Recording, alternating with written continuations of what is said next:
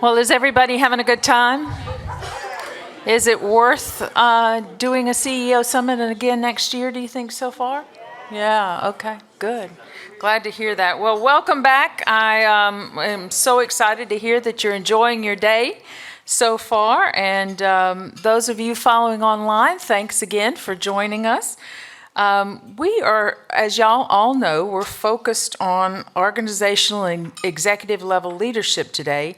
And it's a great treat to have the tourism leader of Louisiana in the room with us. He has spent the last year carefully balancing the safety of our hospitality workers and visitors with the desire to restore tourism in Louisiana.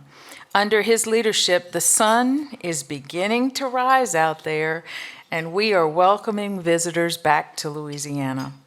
Governor, please take a few minutes to give everyone a glimpse into what's ahead for our state.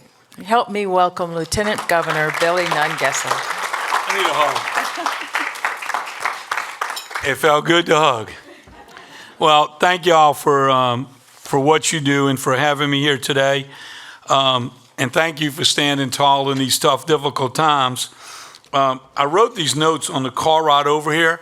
And my trooper's not in the room, huh? He doesn't drive very well, so I can't read most of them.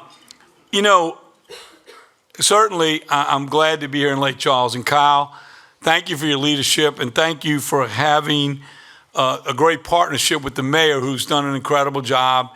And I think he was reelected with over 70% of the vote. And having a mayor that gets it and a council that understands the importance of tourism. But I'm glad we're here in Lake Charles because after Katrina and the cameras left, people forgot how long it takes to recover.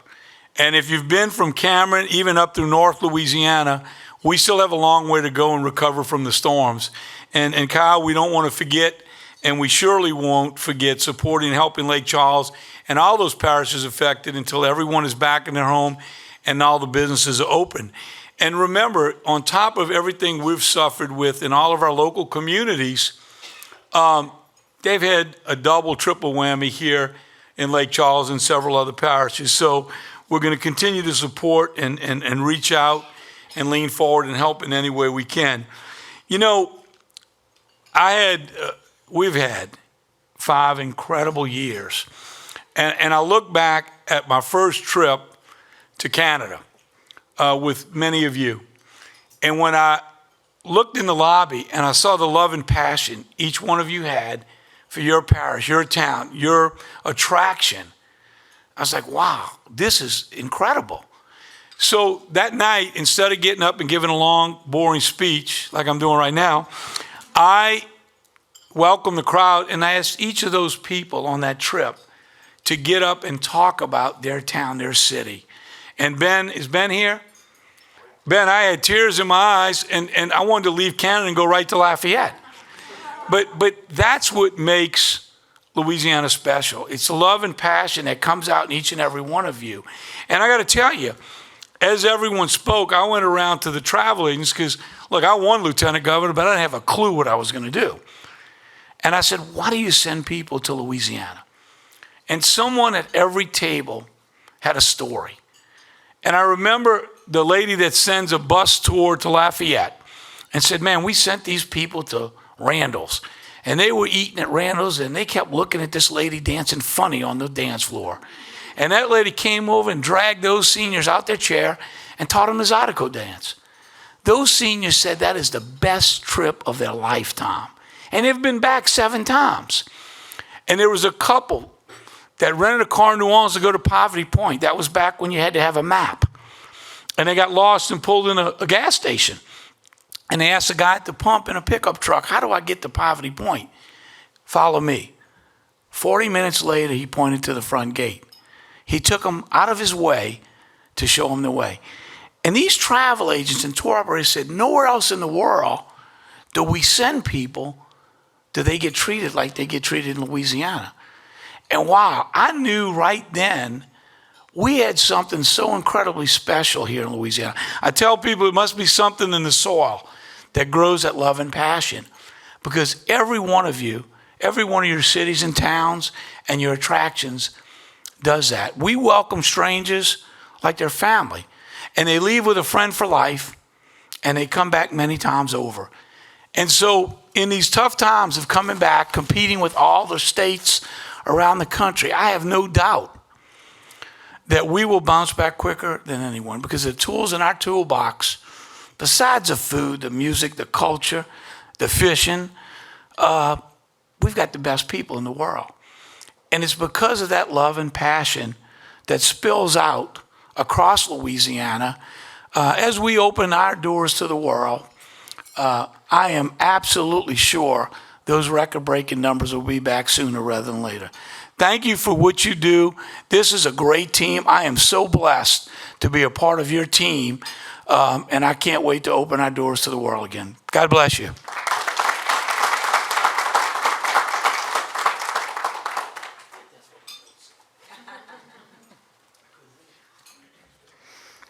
Yeah, thank you. There's nobody more passionate than that man about tourism, is there? And we are so excited that he is our leader. Let's see. Before I introduce the speaker, I want to once again acknowledge AJR and Nelson. And we just so appreciate the fact that they have stepped up to sponsor this first ever CEOs Forum. And we hope you'll be back next year, because we hear we're going to do it again. Absolutely. I also wanted to be sure and recognize Compass Media. Let's see, where's Elise? Is she in the room? Elise? Oh. Right in front of my face. She is sponsoring both the LACVB meeting and the LTA meeting, board meeting tomorrow. Many of you will hear from them then, but LTA is so grateful for your continued partnership. It has meant so much to us. And now, as we continue to enjoy our lunches, join me in welcoming our speaker. You may have heard her before. She has been to our annual meeting. Dima Ghawi is the founder of a global talent development company. Her mission is providing guidance to business executives to develop diversity, equity, and inclusion strategies, and to implement a multi-year plan for advancing quality leaders from within their organization. Through keynote speeches, training programs, and executive coaching, Dima has empowered thousands of professionals across the globe to expand their leadership potential. Help me welcome Dima.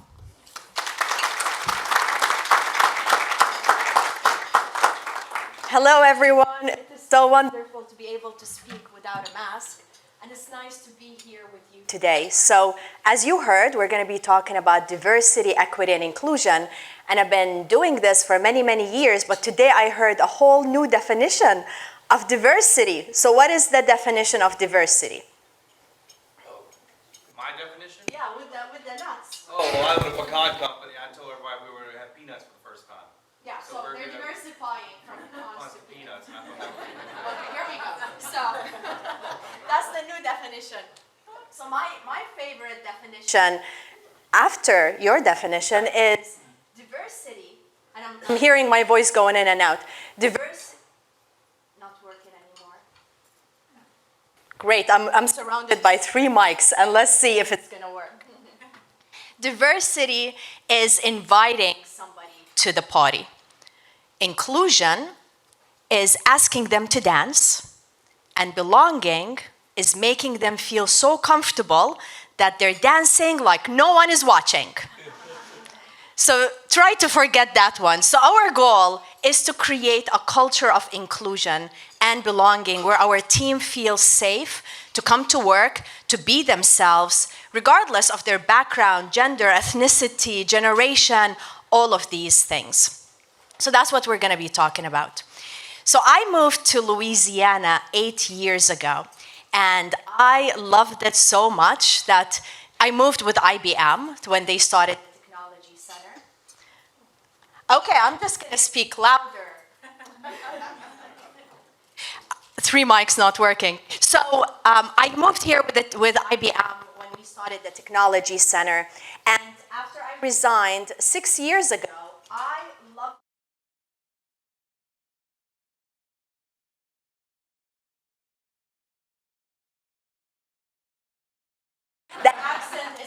Eastern. So here we go. Find another Cajun Middle Eastern in the entire state. Okay. Well, I thought the third is the charm, but maybe the fourth is the charm. Yeah, this one is so much better.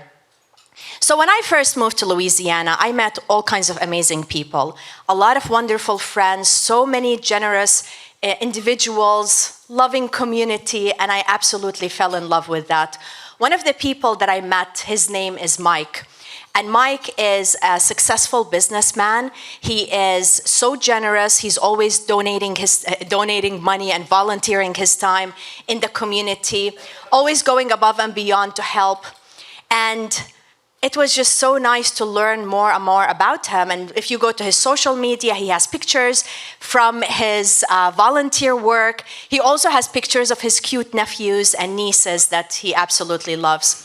What people don't know much about Mike is that he is gay, and he's not comfortable showing his sexual orientation in the community. He doesn't share that with anybody, including his family, because he's worried that the same community that he serves, the people that he loves, that they were going to reject him if they truly knew who he was. That he would be rejected from his church. He's a very religious person. And also that his nephews and nieces would not like him anymore. So he kept that hidden for a long, long, long time. Now he's in his mid-40s. So the problem is, he started drinking and drinking more and drinking more, and he ended up becoming an alcoholic after many, many years. And his team would come to work and they would find him laying down on the floor. His team were so uncomfortable, so one after one started resigning. The customer service for his business went down, and then his clients started leaving. So this is an actual story of somebody who lives in Baton Rouge, somebody that some of you may know, somebody maybe he sponsored some of your events. But then one day we were talking about a whole different topic, and we were talking about he was sharing with me about his nephew. His nephew is 13 years old, and his name is Jeff. I may just go here, it may be easier. Is it easier? No. I'll just go back. So Jeff is 13 years old, and he started gaining weight the last couple of years. And his uncle felt very uncomfortable to talk to his nephew about the gain weight. He just did not want to make him feel bad. But what he realized was that Jeff was wearing a heavy winter jacket all year long. In the hot, humid Louisiana weather. Can you imagine wearing a heavy winter jacket in the summer? And so one day he was talking to his nephew, and he said, well, Jeff, I've been gaining weight and my clothes don't fit anymore. Maybe you and we should go start working out together and motivate each other. And so Jeff said, oh, I absolutely understand what you're experiencing. Me too, I've been gaining weight. But now when I go to school, my classmates are making fun of me. I see a lot of students laughing behind my back. So let me tell you my secret. What I started doing is wearing this jacket. And by wearing the jacket, I'm hiding my body. And as a result, I'm hoping that they would just leave me alone.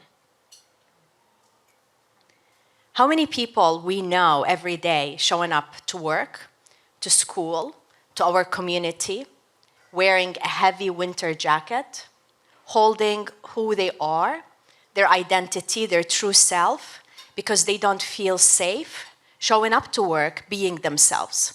Because they're afraid of being judged, of being discriminated against, and as a result, they're hiding a big part of who they are. We all want to be accepted. We all want to go to work and be ourselves. We all want to feel safe. There's a lot of scientific research about discrimination, and what they found is so they were analyzing the brain and what's going on in the brain when somebody is being discriminated against. And they found that the same part of the brain lights up, the same, like if somebody is feeling discrimination, the same exact part as the individual who's going through major trauma. And when we're talking about this, it's affecting us not just emotionally, and it's affecting our body. It's adding more stress, and it's also affecting us on a genetic level. Well, they see individuals that keep going through constant discrimination, how their genes are even changing with all the stress, and now they're passing it to the next generation.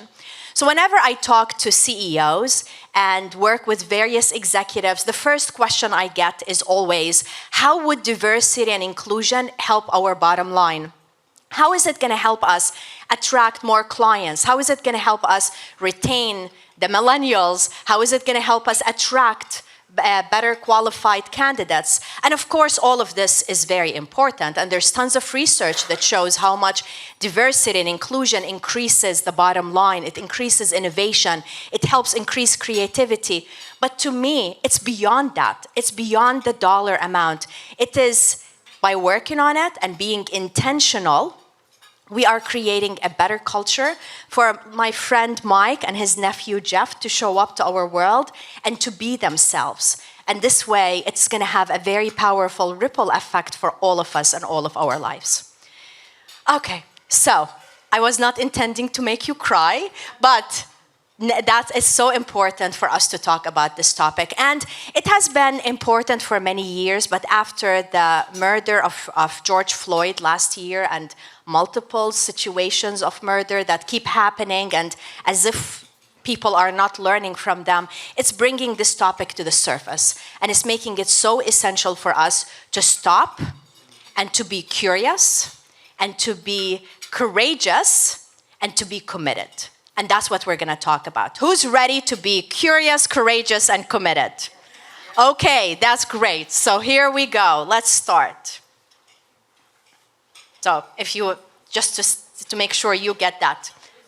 So now, whenever I work with various organizations, I group them into 5 different groups. So when I first meet with them to start talking about their inclusion and their culture, depending on what they say, in my head, I know where to put them in from 1 to 5. So 1 are the ones that are very reactive. They don't believe in this. They think it's a waste of time. They just don't see any importance to spend related to this topic. They just want it to go away. And they most likely would bring someone like me to do a quick hour training. They think, in case if they're having any discrimination or racist issues that leak to the media, and they just want to hide it, and they're like, oh, we brought a trainer, we took care of it. Yeah, an hour training is not going to fix the problem. And one, I'm not going to say which city, but I was asked to give diversity training to a fire department here in Louisiana, and it was so intense. It was very reactive, where they totally did not believe in it. They just had some issues, and they wanted me to go and train, so they would just make it go away or think it would go away. I remember it was so bad that I was driving back home and I was crying, and I'm thinking, I think I just presented to the KKK. So. And I went home and I researched the KKK. I think I presented that day to the KKK. Yeah, and I'm thinking, why would they bring a Middle Eastern woman with an accent to present to a group of fire department that have issues related to racial discrimination? So the other one is, the second kind of group is the organizations that believe, it's nice to have, but it's not a priority right now. They're saying it's nice to have, but they cannot afford it, as if it's a luxury that they cannot take care of right now. And then the third one is they're starting to realize the importance. And this is where I believe a lot of organizations are after the murder of George Floyd. They are starting to open their eyes. They're starting to realize, okay, this is important. We have not spent enough time talking about diversity and inclusion, but they have no clue what to do.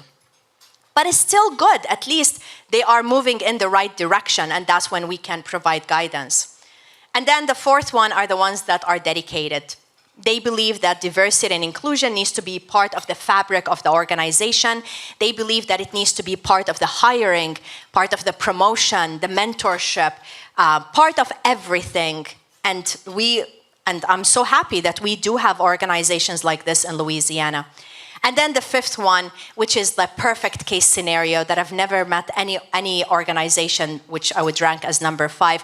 They're just perfect, but none of us is perfect. We're all human. We all have our own biases, whether we're aware of them or whether they're unconscious biases, and they're going to continue to affect how we make these decisions. So when you think about your organization, where do you feel it falls? 1, 2, 3, 4, or 5?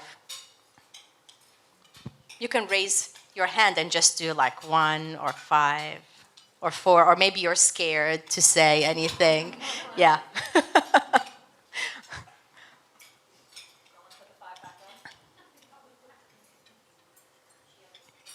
You're what? Oh, you want to go back? Yeah. So you get, okay, here you go.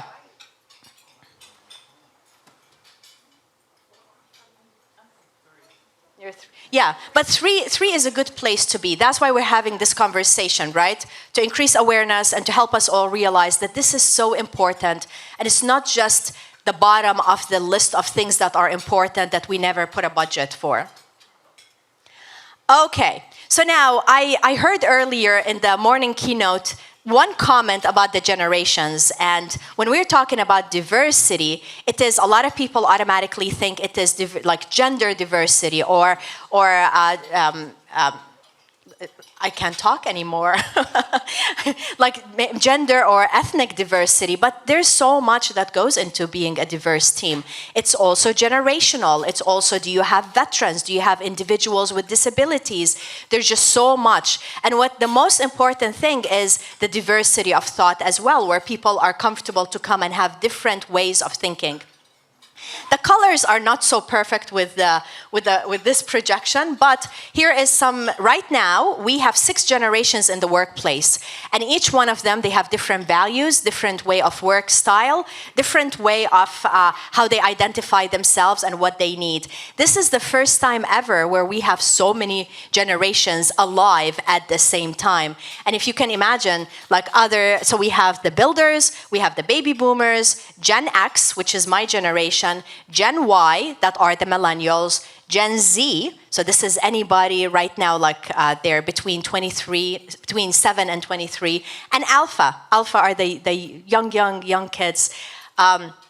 With the millennials and Gen Zers, a lot of organizations, they have been struggling to retain them. And it's so easy for us to look at this generation and say, oh, they're so entitled, they're lazy, blah, blah, blah, blah. All of these horrible things. I love the millennials and I love the Gen Zers. I think they're bringing a lot of value. The problem is most of the time we're not allowing them to be themselves and we're expecting them to be just like the prior generations. But what's important about these 2 generations is working in a diverse and inclusive culture is so important. They are not going to be able to stay or function in an organization that does not have diversity, and they're just going to leave. So now whenever I do consulting engagements and I'm working with these executives, one of the first questions I ask, I say, okay, what is their turnover ratio? And how much of that are millennials? And if the answer is, oh, we have a high turnover and the majority are millennials because they're lazy, because they're entitled, I'm like, no, you have a bigger issue than that. Most likely you have a culture that is not inclusive. Most likely your culture is not welcoming, and as a result, they're leaving. It's so easy to blame others instead of look truly about what is going on. So there is a young woman in Baton Rouge. Her name is Olivia. And I met her a couple of years ago. At that time, she graduated from college and she joined a bank, a local bank in Baton Rouge. She was so excited. They paid her so well. They gave her great benefits. And she felt thrilled to be selected right after college. A couple of years later, I was talking to her and she said that she was looking for a job. And I said, wow, Olivia, I thought you loved it here. I thought you got everything you wanted and more. And she said, yeah, absolutely. They treat me so well and I'm paid so well. But when I look up the chain, I don't see anyone that looks like me. If I look at the leadership team, they're all homogeneous. They all look the same. When I look at the board, they all look exactly the same. And this is not the kind of corporate culture I want to be part of. that is not, it's not giving me a sense that I would be able to one day be a woman in leadership or be on a board. If other people did not make it, most likely I'm not going to be able to make it too. And she left. So do you think it was a loss for the bank?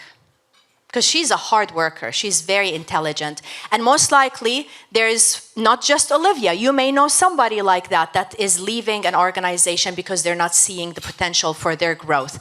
And that is another reason why talking about this and talking about generations is so important. There's tons of research about millennials, about how important it is for them to be part of an inclusive culture. So let me read for anyone who is far away. 83% of millennials feel empowered and engaged in the workplace when they believe their employer fosters an authentically inclusive culture. And all of this is based on Deloitte research. The second one is 70% of millennials who believe their senior management teams are diverse see their working environment as motivating. 74% of millennials believe that their organization is more innovative when it has a culture of inclusion. And then 30% of millennials say they have already left a job for one with a more inclusive culture, just like Olivia, or a culture that demonstrates the valuing of differences. So this is so important for us to realize, because again, if you want to hire and retain millennials, this is going to be important. And I've heard this before, which is so funny, where some executives would say, okay, we'll just focus on not hiring millennials. We'll just hire all the other generations that we can relate more to. Well, you cannot, because if you look at this, 52% of the population right now in the US is 38 years or younger. So they are our employees, they are our customers, they are our sponsors, they are everything. And that's why that's another reason why inclusion is so, so important. So now some of you may be thinking, so what can we do about it? What are the steps? There's so many people that are in step number 3, and they have great intentions in creating a more diverse and inclusive culture. They just don't know how to do it. So that's why I'm here to share that with you. The first one is executive buy-in. So right now, if you are sitting in this room and you're not totally bought into this topic and you don't think it's important, yeah, you will never have diversity and inclusion in your organization. So that is step number 1, and it is so essential. We need to ensure that the executive team they believe in the value and they understand that the benefit to the organization is beyond just the bottom line. It is to create, again, a healthy work culture for everybody. So whenever I talk with executives, I hear some of them are on board and they believe that this is important, but a lot say things like, well, we don't have any discrimination issues. Yeah, as if that ever is right. Or one told me, yeah, we know our team are racist, but we cannot do anything about it. Or they would say, we don't have the budget, as if this is a topic that it's never given a budget. And one specific organization told me that they're afraid that if they are starting to become more inclusive and talk about it in their social media, on their website, that their clients would start leaving. This is an actual company headquartered in Baton Rouge. They're afraid that their clients would start leaving if they start talking more about how inclusion and diversity is very important. Obviously, it's the opposite, but it also makes me question what kind of clients they are attaching to. And I know to some organizations it's not easy. Like I know with for example, the LSU Foundation, they had a lot of issues in the last year when LSU started changing the names of the buildings, the ones that had racial history or racial connotation. And some of the donors for the LSU Foundation, one specific one reached out to them and they said, if LSU is going to start changing the names of these buildings, I'm not going to donate. And this donor used to donate $2 million a year. So I know sometimes it's going to require a lot of like difficult decisions, but do we want the money from somebody who has that mindset? I don't know. Maybe not. Okay, so the first one is to ensure that the executives are on board. They understand the value and they realize that it's going to take commitment. It's not a one-time thing where you wake up and you're like, today I'm going to be good and inclusive.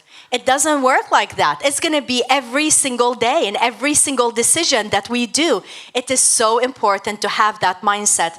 And also, it's going to require courage because it's going to require from us to make decisions that we may not be comfortable with.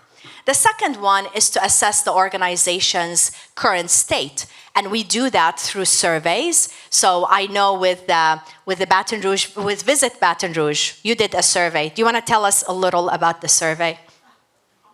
No, I'll let you. You will let me. Or Laura Lynn is not here, so she would save you. No, we recognize that times have changed. Things were different, but particularly with the events of the summer. And we did an informal, anonymous survey among staff, not only dealing with inclusive for internally, but externally, and how we promote ourselves in advertising and photographs and internally. And of course, you know, you're limited in certain things that you could do when you're a political subdivision, particularly with what some generations consider flex time and what have you. But we learned a lot, and we're going to be doing some evaluation and some changing because we have to. But we look beyond. We looked at race, we looked at age, we looked at ethnicity, we looked at lifestyle, we looked at physical disabilities and what have you. And we've come out with a statement as far as a value statement that is changed to include, to be inclusive. Great. Thank you. Thank you. So if anyone doesn't know what to ask in the survey, just email me, and I already have a whole list of questions that I can share with you. I'll include, I have my email at the last slide. But it's so important for you to get better understanding from your team. Do they feel a sense of belonging? If they are being discriminated against, do they know where to go? Or are they horrified of going to HR because they know that most likely nothing is going to move forward, or they're going to be retaliated against? So it's understanding the current state. And when you're doing these surveys and you're analyzing them, I recognize with this projector it's not showing the right colors, but what you need to do is to look at the responses, not overall. So for example, here, the question is, do they feel that they have equitable opportunities for professional development and advancement? So the white employees responded, 70%, they agreed that they have equitable opportunities for growth and advancement, while 48% of the employees that are non-white, the people of color, they responded as yes. So if you're looking at the overall number, you may be like, oh, we have a good number of people that responded yes. But when you start digging into different demographics, it makes it different. This is another example where it's the same exact question. Do you feel you have equitable opportunities for professional development and advancement? 81% of men in this organization said yes, while 66%, about 67% of women said yes. So this is giving us a sense of how different people view it, and most likely how individuals from minority groups are not having the same view or the same treatment as others. And of course, you need to look at so many different parts of the organization. What is the view of the leadership team? How is inclusion and diversity incorporated as part of the training, development, mentorship, all of this? So now, when you have a clarity about, of course, making sure the leadership team, they're involved because it's going to require change. And when you have a better clarity of the organization, the next step is to have increase the awareness, increase the communication, and create a safe culture. So this is how we do that. The first one is unconscious bias training. And we all have biases, each one of us. And it's not because we're bad, it's just because we're human. And it's not something that we can be intentional in erasing, where one day I'm gonna wake up and I have no biases. It doesn't work like that. We're always something we're biased about. Even like recently with the anti-Asian hate and all of these, there's so much biases, and some of them we have them because of our experiences. Others is because how we were told. Maybe family members taught us about other groups and how we should view them in a negative way, or a political figure, or somebody in church. So that's why it's so important for us to constantly be aware and question how we're viewing different people and what are we thinking about. So the biases, the unconscious biases, are shortcuts in our brain to help us to think so quickly and make quick decisions. Yes? Does unconscious bias and profiling, are they somewhat similar? So if unconscious bias and profiling, are they somewhat similar? So what do you mean by profiling? Well, if you're used to seeing something a certain way, that what you read in the paper, what you see on TV, why, it just seems like sometimes it's ingrained from what the outside actions you perceive or see. So you're putting people in bucket, like a Middle Eastern is a terrorist, as an example? No, not exactly. That's Well, good, that's a good answer. That's a really good answer. So I'm assuming from what you're saying, profiling, you're more aware of it. You're aware of how you're profiling people. With unconscious bias, we're making decisions and we're not even aware of them. Sometimes we have great intentions, and I'll give you an example. In my situation, I love this topic. I present about diversity and inclusion every single day, about the advancement of women in leadership. I feel that this is my purpose in life. I want to do this more and more every day. But I have also my unconscious biases that I found out the hard way. So I graduated from the University of San Diego in 2004. That's when I finished my MBA. And a few years ago, they reached out to me and asked me to give a commencement address. I felt so honored to go back to San Diego and to give a commencement address at my university. I just felt so good about that. So they told me that I was supposed to arrive an hour early before the event, and that I was going to meet the dean, who was going to introduce me to Provost Baker. Simple instructions. So I was there earlier than an hour because I was so happy in this huge, huge space that holds like thousands and thousands of people. There were only 3 people. It was me, actually 4 people, me, and then the dean, who came and introduced himself, and he said, "Come on, let me introduce you to Provost Baker." So we walked on the stage. There were 2 people there that were wearing the PhD cap and gown. I always think they look funny, but that's a whole different speech. So one of them is a white man, and the other one is a black woman. And I was filled with excitement, walked on the stage, went to the white male, and I said, "Hello, I am Dima." And everybody froze. And they said, "He's not Provost Baker. She is Provost Baker." Isn't that interesting how I linked provost with a white male, not a black woman? When we think about a pilot, what comes to our mind? When we think about a surgeon, what comes to our mind? When we think about a police officer, what comes to our mind? These are quick decisions that our brain makes.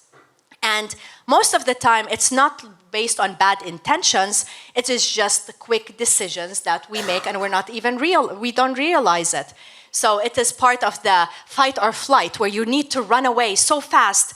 In the past, when you're being attacked, or hopefully you wouldn't be attacked by a lion, but in the past you cannot stop and think, should I run away? Is this the right thing to do? No, you just run away. How many of you were driving one day and you did not even remember how you got home?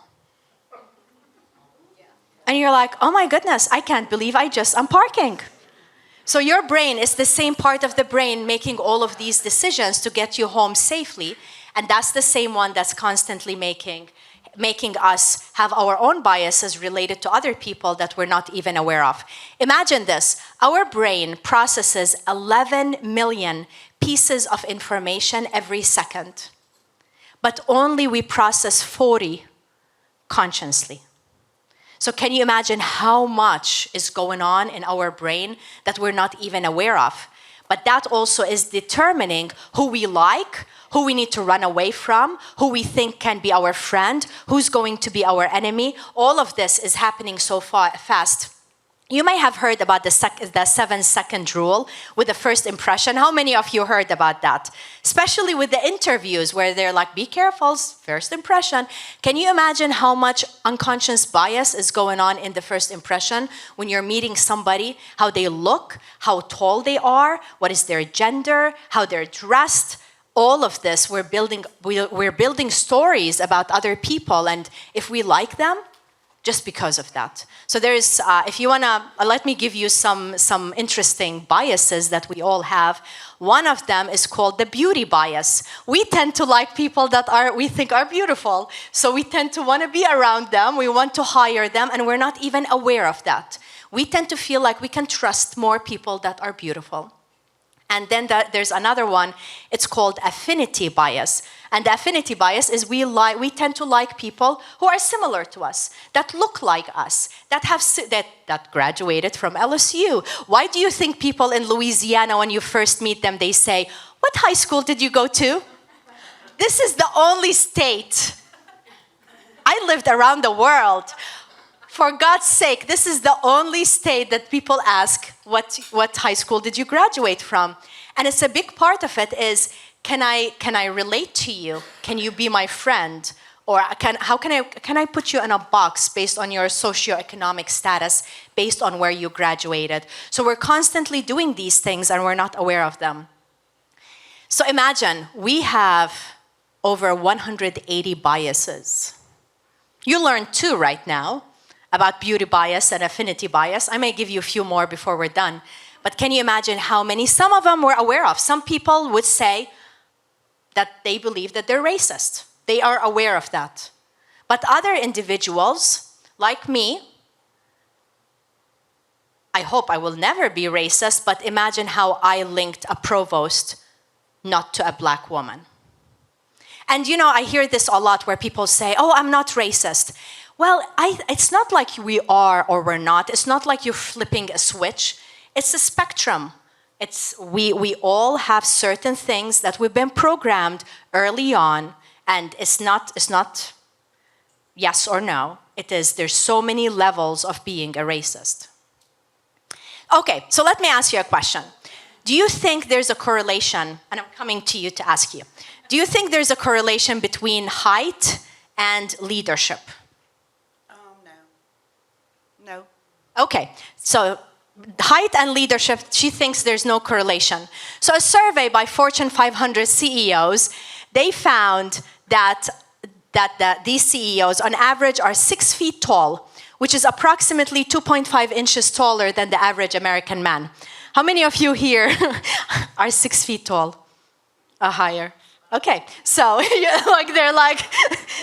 they're trying not to make it so fast.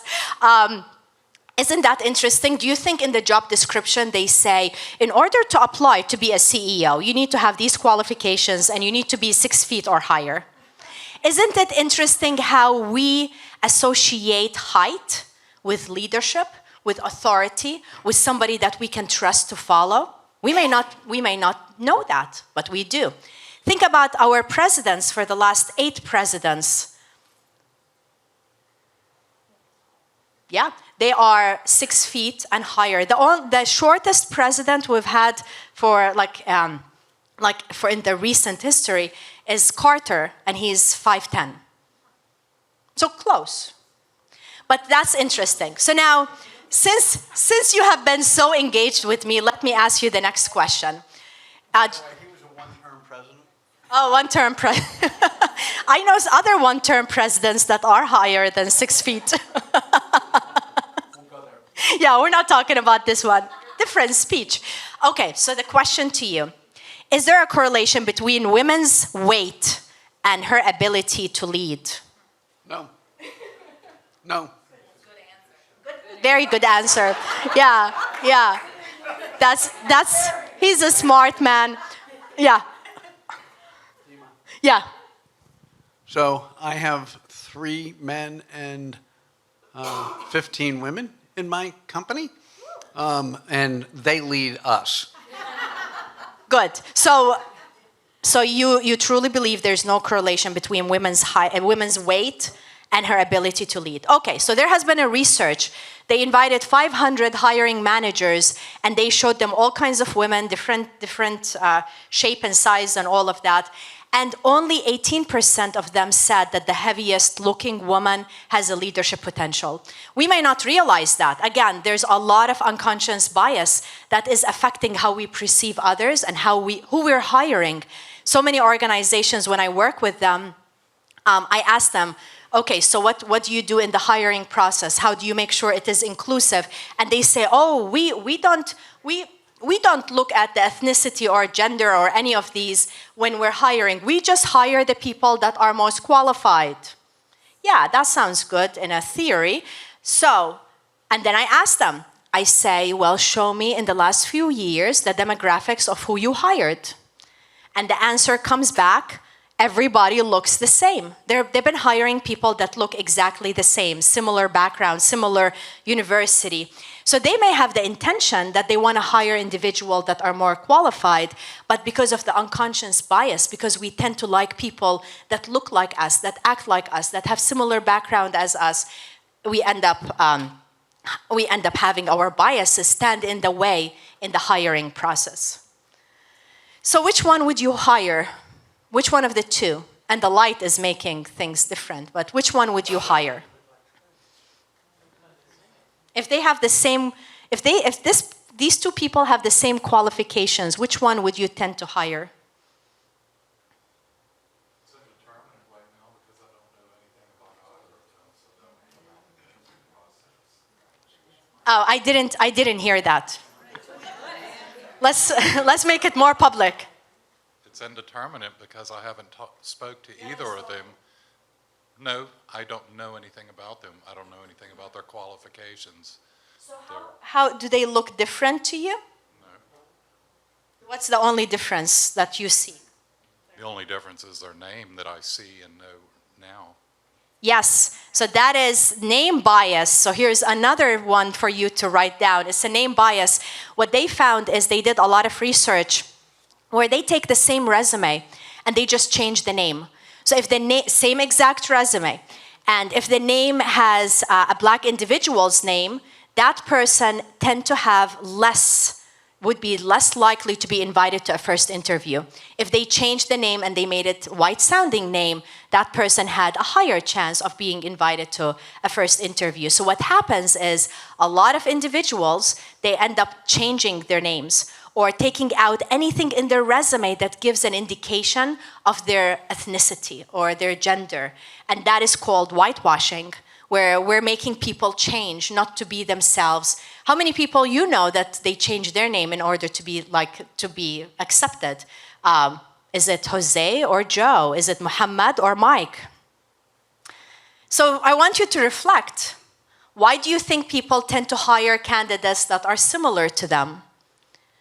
Also, what are some effective ways to address biases in ourselves and others? Again, we all have them. And the next one is, how does our unconscious bias affect our daily work? So let's start with the third one. Who wants to share? Why do you think unconscious bias affects our daily work? Why are we even talking about this right now?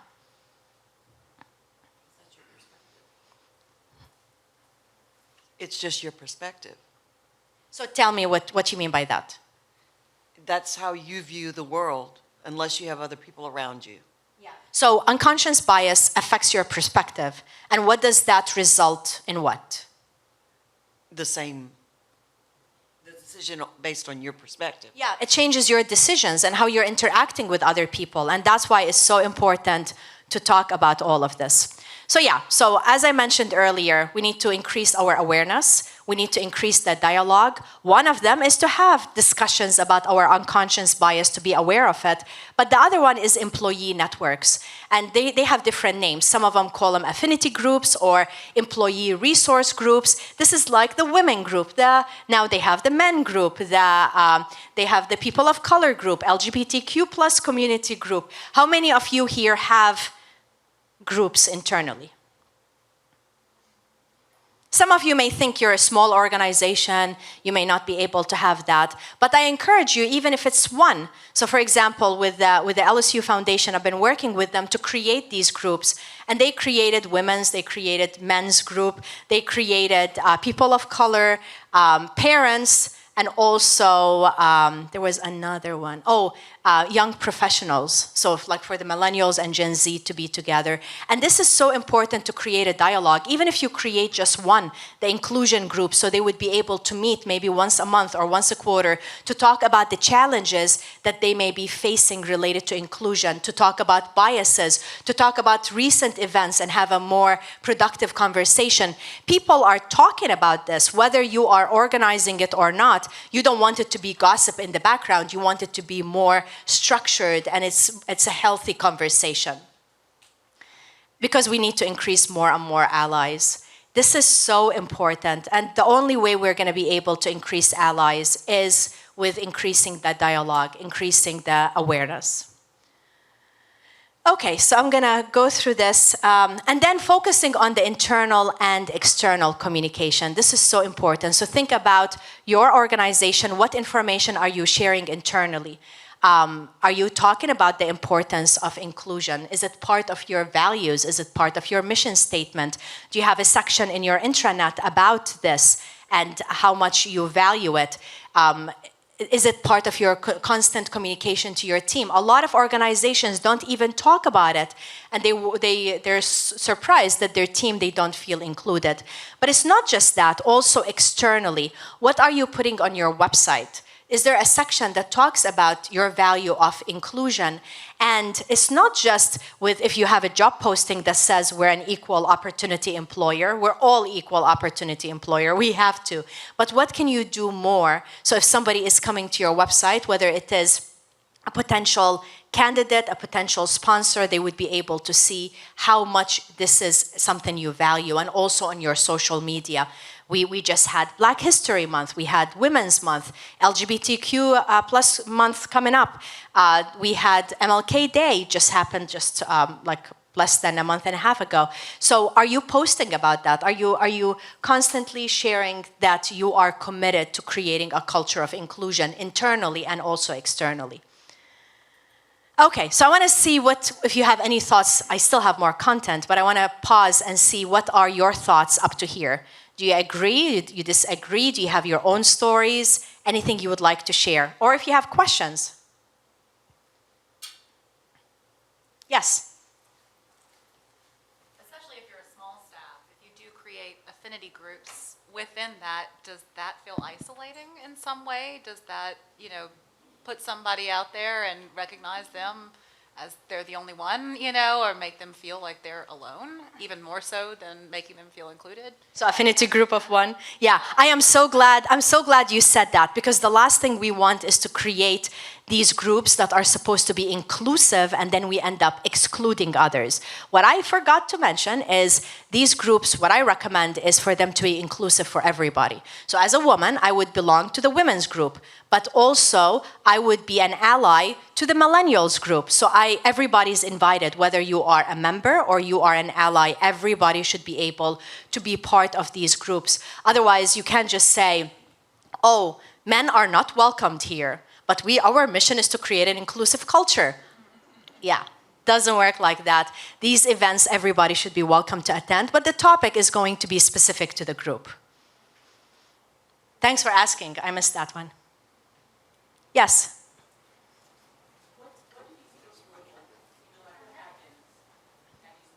So what happened at these groups? Yes, so it depends on the organization. Some of them, they would like to have, let's say, monthly events. And it could be a panel discussion. It could be that they watched a video or read a short book and have a conversation about it. It is a space, again, for people to come together and have a dialogue and conversation about topics that are important, that are aligned with this group. It is so important to have the executives involved. So the executives are attending, are supporting, are providing funding. So it is, think of it as if it is a lunch and learn, but with the flavor of diversity and inclusion. And it is organized by the team members, so the members themselves. I usually recommend having like co-leaders, two co-leaders, if that's doable, and encouraging people to plan events, to communicate, to share information. So it's creating more networking and more awareness. Oops. Yeah. The question I have is, with several of the people in the room, they work for government agencies. Yeah. So when they're asking for a budget for this inclusion and putting together these groups and stuff, going to their board to explain this and explain how much they need to do for this, what's your suggestion for that? Yeah. So the question is about budget, and now especially for government agencies, and I understand that the budget most likely is more tight than ever right now. So it doesn't have to cost a lot of money. So if we are doing these groups and they are the employees volunteering their time, and also you're doing like a conversation related to an article you read, or as a group, or you watched maybe a short video about discrimination and you have a conversation about it, or you do a panel discussion, it doesn't have to cost a lot of money. So, like, of course, ask for a budget because it's always good. But if the intention is there, there shouldn't be major cost. Okay, so let me share with you about also what is very important. And we're hearing more and more about the importance of being vulnerable, and especially for a leadership team. The more we show up to work and be ourselves and not hide who we are, the more we're encouraging other team members to do that, to do the same exact thing. So one of my friends, she still works for IBM, and we met at IBM. She's a manager of a global team. And since she was in her mid-30s, she started getting this horrible arthritis where it's difficult for her to type, it's so painful for her sometimes to move from an early age, and now she's in her mid-40s, and it's getting worse and worse and worse. But her team, they don't know about that because it's a global environment. She's always behind the computer, behind like the Zoom meeting, even before the pandemic. And she never shared with her team what she was experiencing. She was always, the boss, making sure work is getting done. And then one day she said, I want to share with my team the painful experience that I have. I want to share with them truly who I am. And she told them about her disability and told them about how painful it is and all the things that she has to do that because of how painful and how much she's struggling with that. She felt so vulnerable, and she was worried of how they're going to react to that. She was worried that maybe they're going to not look at her the same, or they're going to think that she should not have shared this personal information. What she was shocked about, that after she shared her experience, how much that brought the team together, and they started sharing their stories. They started reaching out to her and other team members, telling them about certain disabilities that they were facing for many years that they didn't share. So there's like, with this topic, it's shifting us. It's part of our evolution as humanity, where we're able to feel more safe and encourage other people to feel safe through our example, through our acceptance, through our awareness, and by sharing our own experiences, we're allowing others to do the same as well. Okay, so now related to initiatives, so everything I shared with you is the foundation. That's where we didn't even dig into the details of what truly needs to go in an interviewing process to ensure that it's inclusive. But do you realize how it needs to be part of the fabric of the organization, how it needs to be part of our mindset and how we think about it? And it requires being intentional in everything we do. So when we're talking about being curious about learning about these topics and ensuring that we are constantly being aware of it, to be courageous, because that's going to require us making decisions that we may not be comfortable with, but also courageous because we need to be allies. We need to speak on other people's behalf who are not comfortable speaking up, who are being discriminated against, and commitment, where it's going to take lifelong commitment. It's not a one-day thing. It is until the last day of our lives that we're committed to continue to create inclusion in our personal life and in our professional life. So related to recruitment, a lot of organizations, again, they may feel that they struggle. They cannot find somebody from a diverse background. And I always ask them, are you looking beyond the universities that you're comfortable with? There are so many amazing candidates out there. And the problem with recruitment, I hear this a lot, and I feel so sad to even say it, but I hear people say, especially in individuals in leadership role, where they would tell me, so are you now saying that we need to hire and promote individuals that are not qualified just because they're part of minority groups? How many of you heard that? How many of you think like that? Okay, who's courageous enough to raise their hand? Do you see how much biases, how many biases are in this one statement, where some people automatically assume that somebody who doesn't have the same background as them, that doesn't look like them, that now they have to hire and promote individuals that are less qualified. There's amazing qualified people from all different backgrounds, and that's where we need to take ownership and think about what are we doing for the training to ensure that we're bringing people on board and we're helping them all get the right training so they can be successful. So you're not going to be able to read this because I did not realize that the screen is going to be small, but I have a handout that you should be able to receive, so we'll email it to you today, that has all of this. And it's mainly talking about the steps that I took you through. Executive buy-in, increasing awareness, talking about dialogue, creating a safe place, all of that. So at the end, it goes to being curious. It's all about being courageous and being committed. So if like you write 3 words out of today that you leave with, these are the 3 words. Because when we are being inclusive and when we're creating a safe work environment, it has a powerful ripple effect. And that's when my friend Mike and his nephew Jeff can show up to the world and be themselves. And they don't have to wear these horrible heavy jackets winter and like in the summer, it just to show up and be who they are and feel safe about that. This is what we want. But when you're creating an inclusive culture within your team, when you're part of this today and hopefully gaining a lot of new knowledge that you may not have thought about before, it's going to change how you are going to treat your employees, your family members, the next generation, how you're going to show up in the community. It's going to change everything. And as a result, it's going to have a powerful ripple effect that's going to change all of our lives. So here is my contact information, and we have, I guess, time. Do we have some time for questions? Maybe 1 or 2, yeah. Okay, good. Who has questions? Or did I overwhelm you?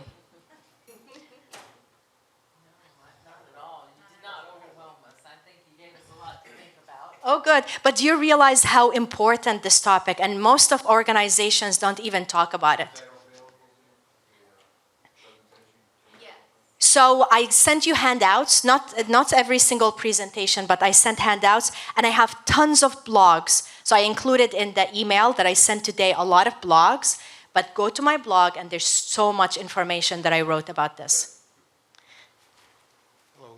So our problem in the hotel industry is actually our industry is great. We're very diverse. Every hotel I work for, a lot of diversity inside, and there's a buy-in. Leadership, buys into that. The customers, on the other hand, may be racist, biased, and of course our frontline teams have to, experience it. So how do you bridge that gap? Because you're trying to promote that within, but then your customers are Your customers need training. So here's here's two interesting things. One thing you said that your team is diverse. And a lot of organizations, they think about that and they feel good about themselves. When you look at the leadership team, is that diverse? Yes. But at the top. Well, I'm at the top at my hotel, so, hey, I'm half Italian. You look very diverse to me. Excuse me? You know, you just made me laugh inside of my head because remember I told you about the fire department that I gave a talk to. So I just put initially the title, diversity and inclusion. I did not even open my mouth to talk, and they were so mad. Just from the title, to a point that the HR person who hired me and the mayor who also hired me did not show up. Did not show up to introduce me. They were so afraid. I just had to show up and I'm like, oh my goodness, this is gonna be bad. So I just put the title, and then one of the firefighters stood up and started yelling at me. And he said, they did not even know the topic of the training. So he said, are you going to talk about diversity? Are you telling us we're not diverse? So he's like, here's how diverse we are. Do you see this guy? He's originally Italian. And he's 2% Middle Eastern. And they thought that they're diverse. So when you said there's 12 men, you think there is diverse. I look around the room and I see no diversity, just little diversity.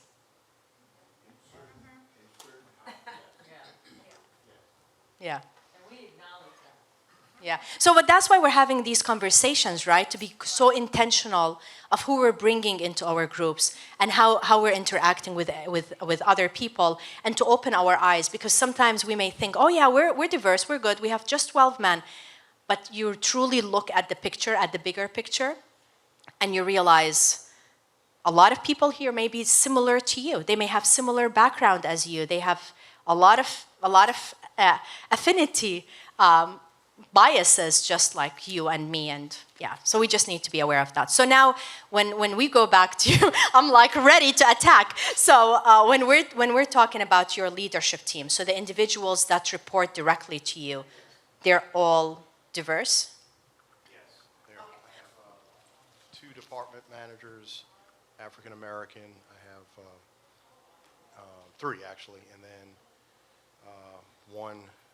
2 white males, and I think that's it.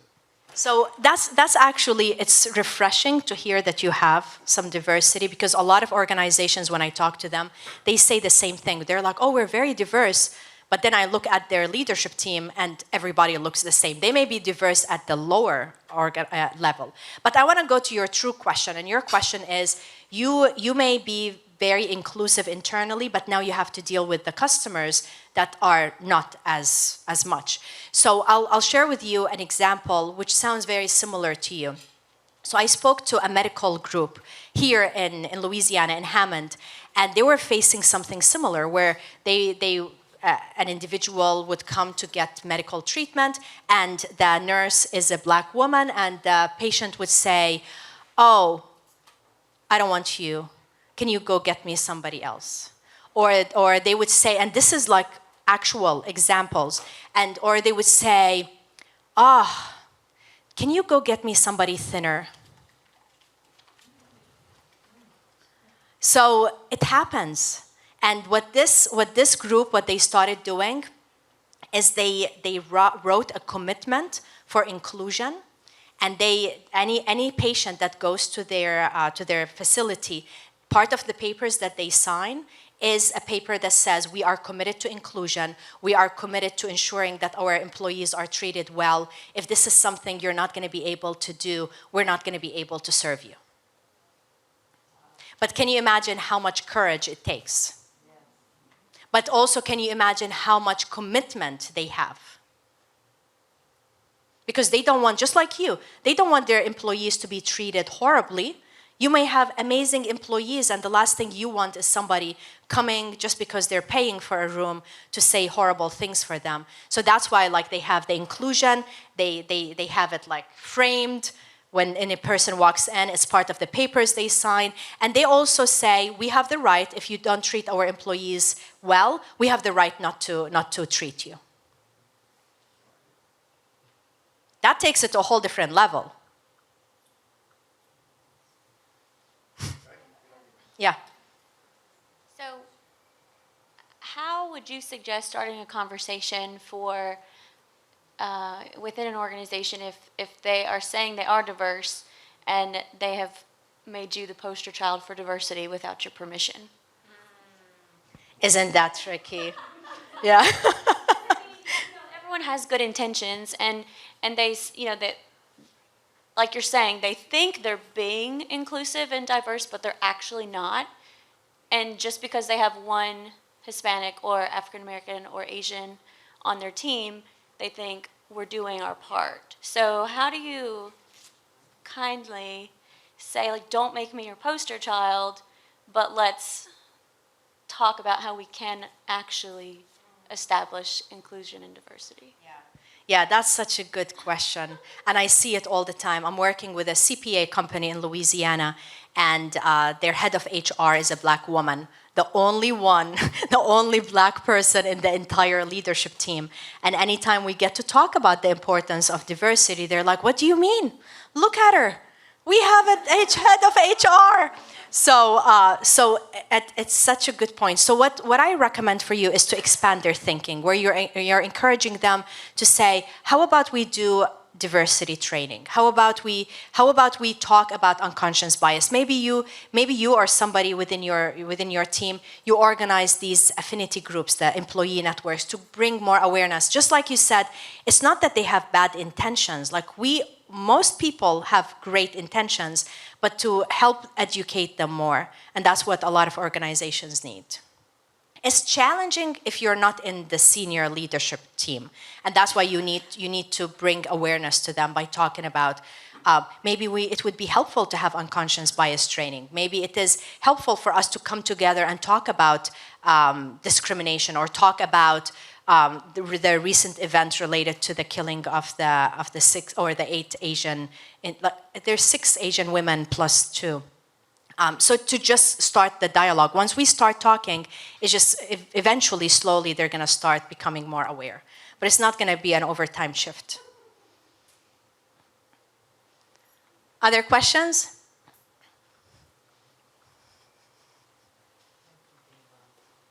Well, it was a pleasure presenting to you. It was so nice to be in person. Again, reach out to me if you have any other questions, and I love the opportunity. Thank you. Oh, thank you. We truly do appreciate it.